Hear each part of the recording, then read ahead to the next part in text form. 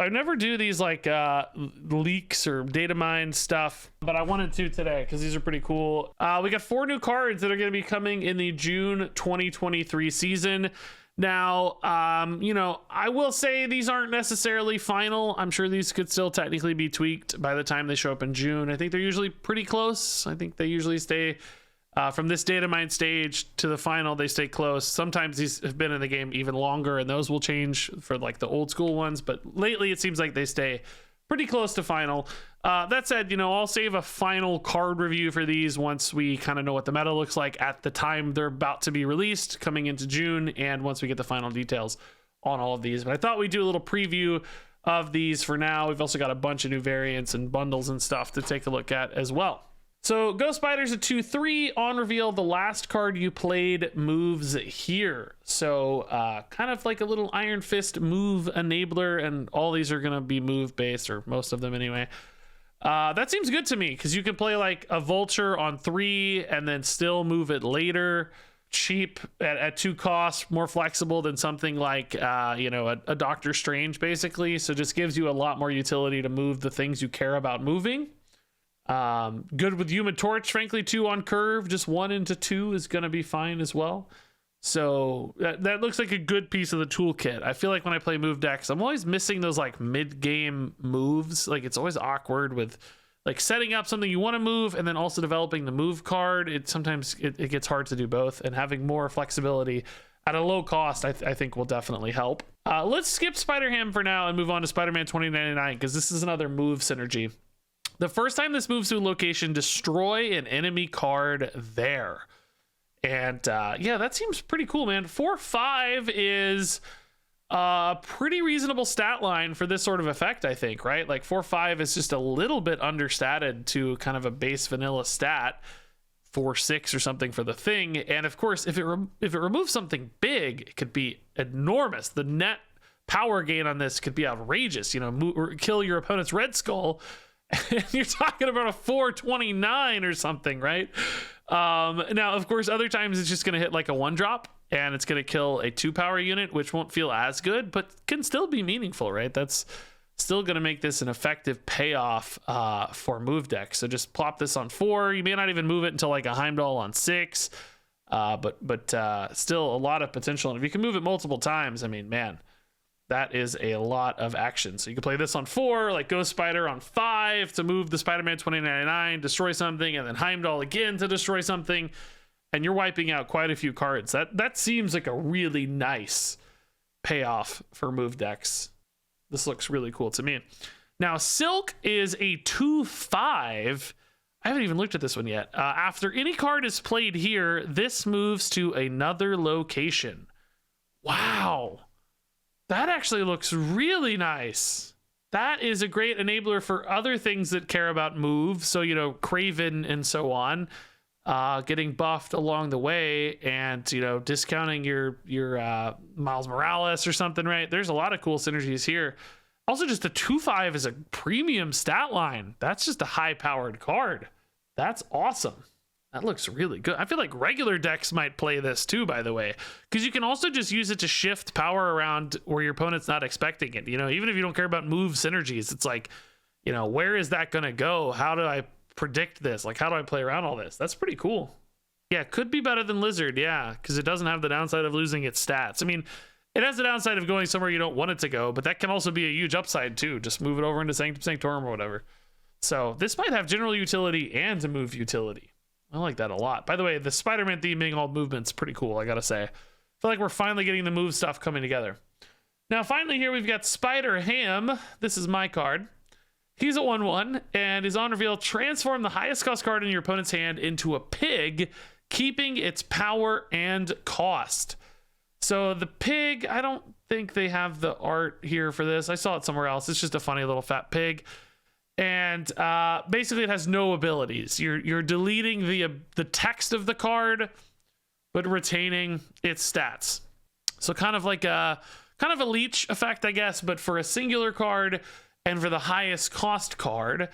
Now that said, that actually seems kind of insane because you're countering your opponent's strongest stuff, like Galactus. Yeah, exactly, Galactus, and and Dr. Dooms and whatever other big combo cards they're trying to pull off. Now they only have stats and not ability text. That seems awesome. On top of that, you could bounce this. This is kind of perfect for a bounce deck. I guess bounce decks are weird though, because it probably hits the same card multiple times, doesn't it? If they only have like one 6-cost card in hand. I mean, some decks might have multiples that hits multiple different things, but very often it might hit the same card. But still, being able to counter a single card like that is a big deal when it's targeting something that's the highest cost. If it was a random card in hand, probably be hard to rely on. But the highest cost card, that's kind of insane. I think that looks good. I think a lot of decks can take that in. Control decks, Sarah decks, those sorts of things have space for cards like this. Just answer their combo. Yeah, do we think the 1/1 stats real? That's a good point because it's so cheap and so effective. I don't know, man. Leech is a 5/3 for the hold hand. I don't know. Like I said, usually these retain these stats. Again, I'm not going to promise they're final because they're not. It's datamined, you know. But I have a feeling that might be what it is. Oh, here's the pig, by the way. Yeah, that is some funny art, dude. That is definitely me as a card. I'm the pig, dude. I'm the pig. All right. So these are the May cards. I haven't actually talked about these yet on stream. I guess I'll cover them real quick just because we haven't yet. But I'm not going to go into detail on these because most of you have probably already seen these. But these are coming next month. These are old news, though, at this stage. Nebula is a 1/1. Each turn, your opponent doesn't play a card here, +2 power, except the turn you play this. So punishes your opponent for not playing cards where she is. Iron Lad, a 4/6. On reveal, copy the text of your deck's top card. That's one of the reasons we saw Chavez getting changed to not be at the top of your deck. Howard the Duck, the same thing, a 1/2. Ongoing, tap this to see the top card of your deck. Another reason that Chavez isn't very interesting at the top. And then High Evolutionary at the start of the game, unlock the secret ability of all your cards. I just realized I'm blocking these with my fat head, aren't I? With no abilities. And I'm not going to run through all these, but basically like the Thing and the Hulk and any card with non-ability, Cyclops, they all get these extra little abilities. Some of them are based on like reducing your opponent's stats. Some of them are like if you float mana, you get a bonus sort of thing. So pretty cool. This is going to be a fun build around to try to play all these like Cyclops and Hulk cards in a cool way.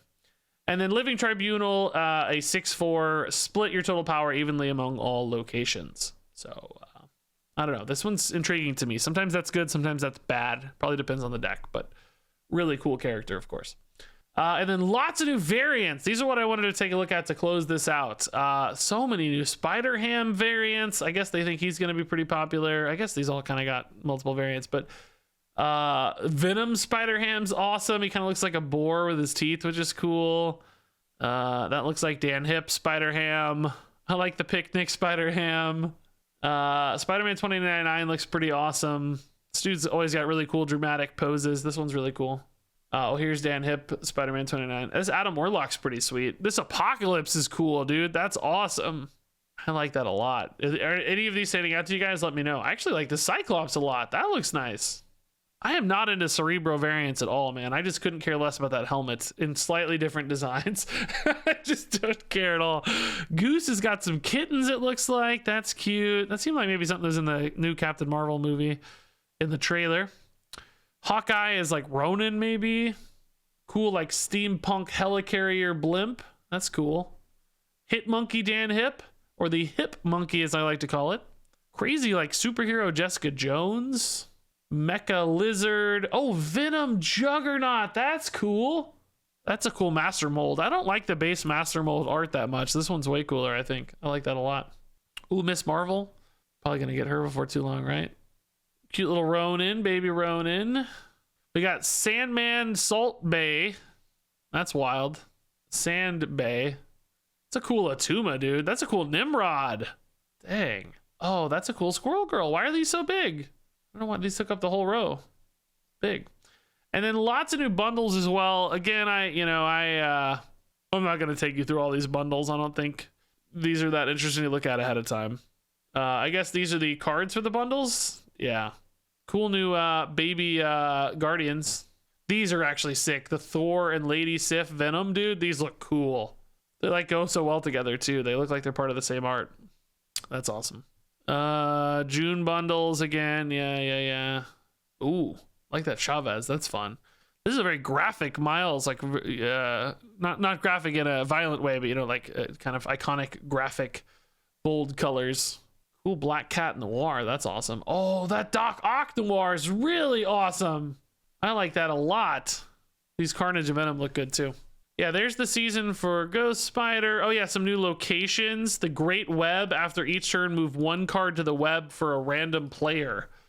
That's cool. Movement support. And Ant Maze, the first card you play here gets +3 power and moves. So that's, again, great move support for both of these. This is the art. That's cool. Yeah, there you go, guys. That's your patch leaked cards and preview, man. I'm pretty pumped for all this Spider-Man stuff. It's cool.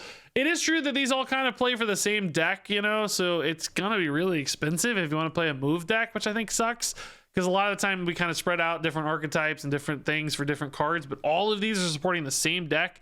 So if you want to play move, you're gonna have to spend like 18,000 tokens on these cards.